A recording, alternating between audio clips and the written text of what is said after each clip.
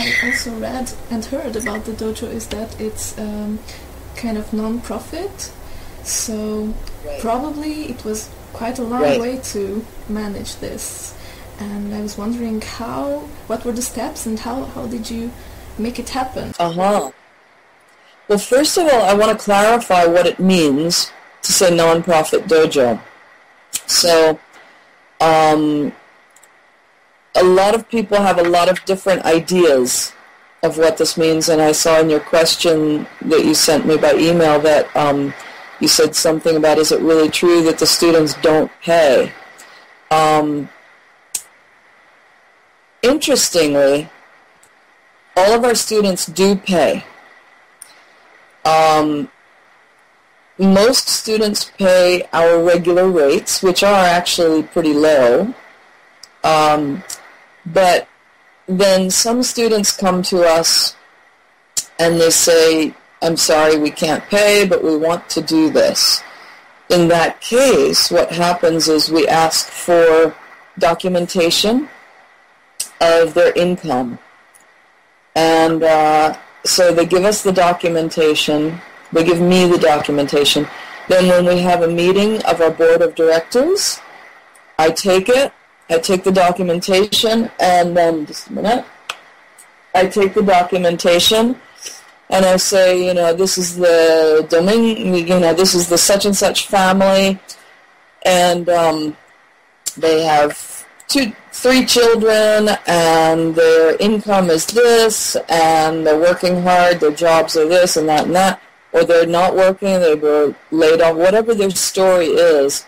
I take it to the board of directors, and I tell them we take a vote, and then we decide yes or no. So far, we've always decided yes.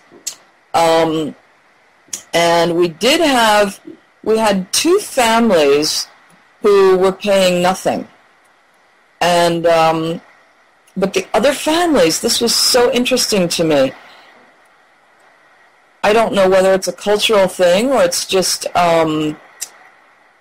by chance, but the Latino families never said to me, we've never had a Latino family say, we can't pay.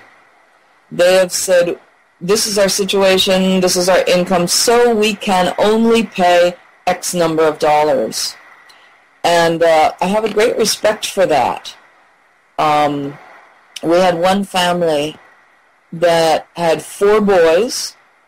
The one was still very young, so they wanted to sign up 3 of their boys. And they said, our income is $1,600 per month, $1,600 per month. And we want to sign up the 3 boys, but we're very sorry, but it's only $1,600 a month, so we can only pay $100 a month. Is that possible? Is that okay? And in Santa Barbara, $1,600 a month is, especially for 6 people, it's very difficult. And so I was so impressed that they said, we're going to pay $100 a month. And I said, wow, I think the board will be okay with you paying less than that. And they said, no, it's okay, we have to pay you that. That's the minimum because we know your rates. We're going to take a boarder in. We'll have somebody living in our on our couch, I think it was, or something crazy. So anyway, so that's how the nonprofit, that's the one piece of how we've done nonprofit. And many people don't understand also that nonprofit simply means that the board of directors must be volunteer. They don't get paid. And they decide on the expenses. So they can hire staff. That's possible. It's legal. But a nonprofit, at the end of the year, say, for example, let's say, this is crazy, let's say there's $1 million profit at the end of the year, $1 million extra. The staff, the directors, we can't take that and give ourselves a big bonus and go buy a new car. If there's a salary that's decided, then that salary stays. And then even if there's a lot of money at the end of the year, it doesn't go to the founder or the directors or anything. It has to go back into the dojo or the company. Yeah. So, and making that, it was a lot of work. It still is a lot of work to keep it going. There are all these legal things, all this paperwork. Luckily, with all the raising awareness that I do, putting out the videos and the blog posts and everything, we've been nonprofit for about 2.5 years, and so far, I've always had enough interest from the public that I've been able to keep people on my board of directors who will do these things. For example, right now we have an attorney, a lawyer, and a certified public accountant. And so they help with this paperwork, and they volunteer their time to do that. So, yeah, it was so much work to get it started, and now it's starting to get a little bit easier. So, and meetings, we have to have meetings constant. Every month we have to have a meeting legally. We have to take records, take notes and minutes of the meeting. So, yeah. But I really prefer this, even though it's a lot more work. What I wanted to do when I moved back to the U.S. was really I wanted to recreate the special experience that I had in Japan. And the dojo was its own community in Japan. And, you know, it was not just a money-making venture. It was not that at all in Takeda Sensei's group. So, and it was a real grassroots kind of thing, and people doing things on the honor system, volunteering their time sometimes, and so that's what I wanted to recreate. And when I changed to nonprofit, just being able to say we're a nonprofit, Americans understand that there's something different here, that we're not thinking just about money, and that has been a big advantage in so many ways.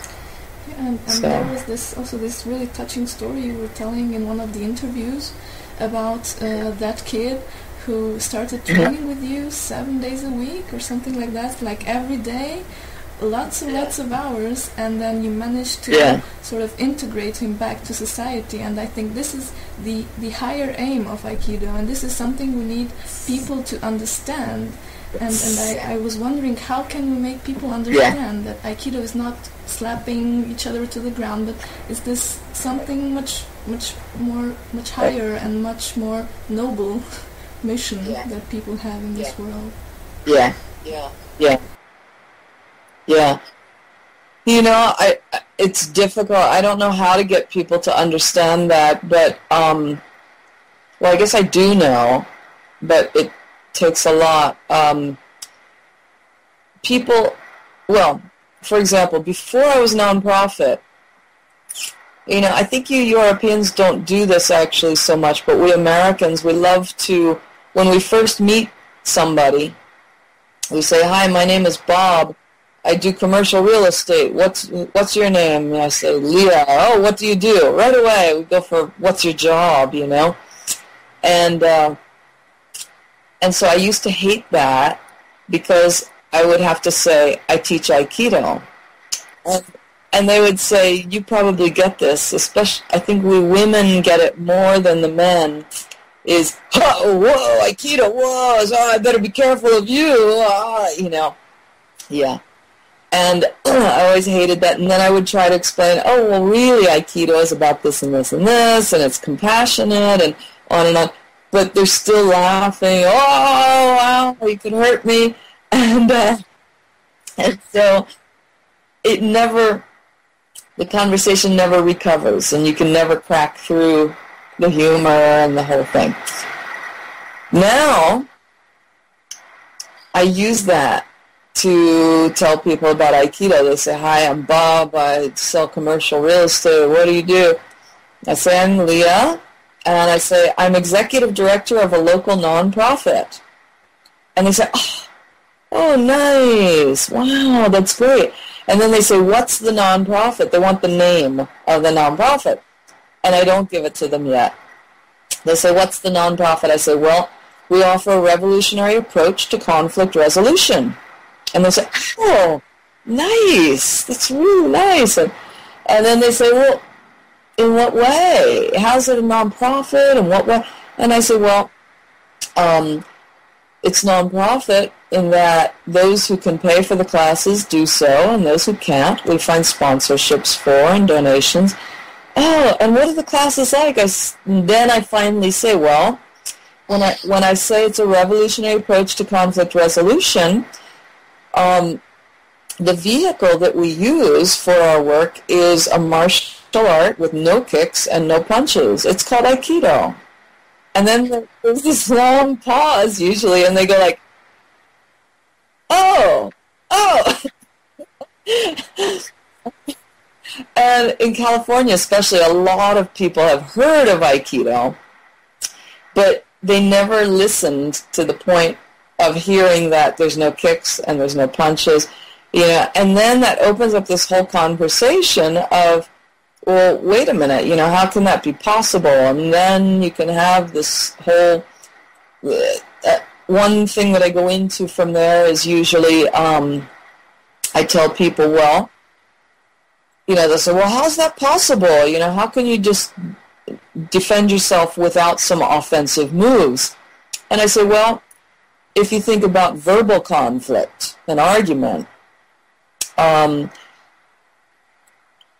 two 5-year-olds, when they have an argument, one says, I hate you, and the other says, I hate you, and you're ugly. And the other says, I hate you, you're ugly, you're fat. I hate you, you're ugly, you're fat, and stupid, and I hate, and it's just attack, counterattack, counterattack, counterattack, counterattack. And then as we get older, hopefully we have some guidance, someone who can tell us that, hey, there's some other ways to deal with this attack, this initial attack. And there are ways to deal with it that are not counterattacks. And, the mother might say, well, next time he says, I hate you, you could say, wow, well, how come? I thought we were friends yesterday. What happened? So we get these tools for other types of conflict. But we don't know that there are other tools for physical conflict. So that's, and then people respond well to that explanation too. That we're just not, we don't get as much practice with the physical, and we don't have many people helping us with this really kind of high consciousness way of dealing with physical attack. So anyway, so that's my spiel. I do that a lot, and that's part of my job as executive director of a nonprofit Aikido dojo, is to go and talk to people about this. And then many times they become supporters of the dojo in some way, whether it's they'll give a donation or come and help us, with some of our office work or whatever it is. So, yeah. And do you usually get asked about the benefits of Aikido from these people? Well, usually when I get through all of that, that's a really good question. I should take it into, then I should next take it into, telling them what the benefits are. Like, when I put the conversation on this track, there's so many surprises for them that they kind of stop asking questions, and they just shut up and they're looking at me and like, wow, and it's all such new and unexpected information for them. I guess that's why I don't really get many questions once I get started on that stream. So it's kind of like I've taken over the conversation at that point. Like, if I stop talking, there's just like this blank, and they're like, wow, huh. So, sometimes I do remember then to go into, the benefits for society and everything, and I always take it to the benefits for our community. Because a lot of adults say, oh, the kids really need that. The kids really need Aikido. And I always think, we all need it. What are you talking about? And that was one of the things about what you talked about, the kid who trained every day with me. His dad signed himself up for Aikido, too. And that was just key. This kid who was getting into trouble saw his dad, who was just a regular guy, not a jock at all, not like some big athlete. His dad, who was like in his 40s and showing up to class with these other 25-year-old guys in there who actually were very athletic. His dad never missing class, training hard, and so then this teenage boy, even on a bad day where he thought my dad's a jerk, at least his dad is like showing up, doing a good job, and yeah, he now that kid is like 30, and he's got a great relationship with his dad and has a lot of respect for him when he thinks back to that time and everything. So